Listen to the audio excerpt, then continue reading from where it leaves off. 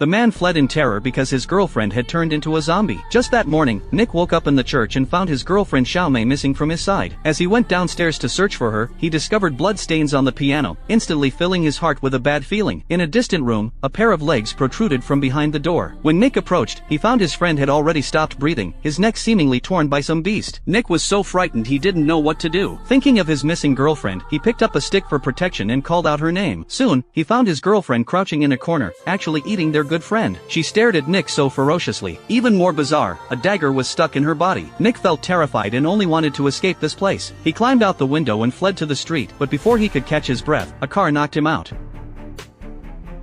When he woke up again, he was already in the hospital. Faced with questioning from the police, he dared not tell the truth, fearing it would implicate him. His mother, sister Lisa, and stepfather Trist rushed to the hospital. At night, Trist stayed to care for Nick in the hospital. Nick woke from a nightmare and, in response to Trist's questions, told him everything he saw in the church. Trist went to the church to verify the truth, but the church door was locked. He could only enter through the restroom window. It was very quiet inside. Trist searched room by room but found nothing. Just then, he entered a room.